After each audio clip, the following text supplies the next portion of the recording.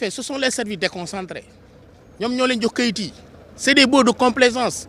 Vous savez, avec l'acte 3 de la décentralisation, il faudra impérativement passer par le conseil municipal, nous délibérer d'abord, avant d'entamer vraiment la procédure, n'est-ce pas, de bail. Nous délibérer d'abord, le sous-préfet approuve quoi, nous avons délibération. Ça, c'est l'acte 3 de la décentralisation avec la loi du 28 décembre 2013. C'est très clair là-dessus.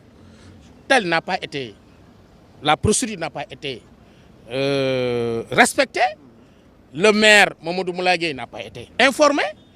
J'interpelle les services déconcentrés. Ils ont donné les bails de complaisance. C'est lolu day dag.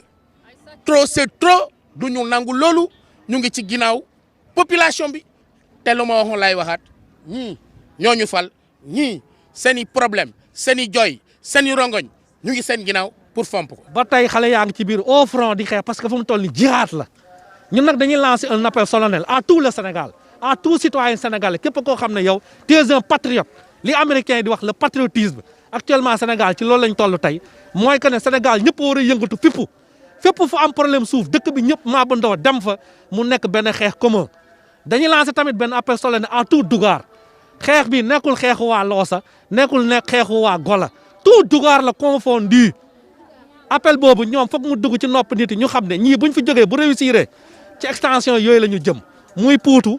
Muy Loos muy Mbunka muy Nduxra ainsi de suite jëm ay Ciki donc projet yi c'est des projets pharaoniques comment dire ni ñu koy waxatee sax c'est des francs-maçons donc population yi dañ ci war a xeex képp loo am ne mën nga ko ci muy mystique ak lépp luñ ci mën nañ ko ci def pour que ces gens là pour qu'ils reculent parce que nit ki doo ñëw ci moomelam nga nangu ko. ñu bëgg daal ñu wax si daal ñu bàyyi lu ñuy def ni ñu bàyyi ko histoire baaxul si biir dëkk. waa dëkk bi yëpp toog di ñu seetaan ci lu métti nii ñii di gaañu ñii di dee li ñuy sànni li ñuy def nii sax moo gën a bon baxul si kenn bu ñu ko sànnee ne ci biir nekk lay nekk man mi sax daf maa jàpp sax ma dem tëdd loolu est-ce que lu neex la neexul kenn. te bañ ci dara nag.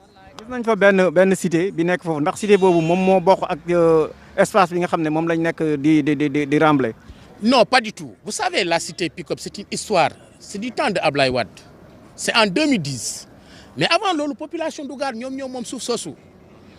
Ablaye Wade avait immatriculé ces terres-là, Djokowa Pick-up Investissement. Ce que nous avons fait avec la population, nous avons fait. Parce que nous avons installé des cité des fonctionnaires, à des prix d'or. Et nous avons indemnisé la population, nous avons fait. Nous, c'est 72 hectares qu'à l'époque, Ablaye Wade avait donné à Pick-up Investissement. Mais aujourd'hui, on constate qu'il y a une progression, je dis que ce n'est pas normal. Et deuxièmement, l'Union de la population d'Ougar, en premier lieu, ils ont parlé de 11 millions. Nous avons attendre 50 millions. Nous attendre 100 millions. Nous attendre 150 millions. Ils ne l'ont pas respecté. Et qu'est-ce que vous voulez? Non, nous nous continuons. damay waxat encore président Macky Sall man xam naa na jóg taxaw tem ba mu ñëw fii Diamniadio ci inauguration BTP bi dafa taxaw ne il faut arrêter l'accaparement des terres de la commune de Diamniadio suuf Diamniadio bi nga xam ni moom ngeen di jël arrêté leen ak vos complicités delloo leen suufu Diamniadio ñu ko moom président moo def déclaration fii te loolu ba léegi ñun loolu la ñu téye ñu ngi koy déglu ñu ngi koy wax nag na wax ay responsable am na wax ñooñu waa Descos nañu arrêté lu ñu def nañu arrêté xale yi arrêté di door xale yi du yoon dem nañu ba dugg ci ay kër yàq lu bari trop c'est trop il faut que ça cesse. Abdou ñu koy wax Abdou Kabak booy bi mu ngi à la gendarmerie ça fait plus de 2 jours ne déféré nañ ko actuellement nii man dem naa personnellement ba gis booy bi brique la ko gendarmerie bi dóor loolu amul fenn c'est du jamais bavure la loolu c'est des bavures de la gendarmerie booy bi fii dañ ko toj arcade sourcilière bi fii lépp dañ ko toj bët bi nii la toll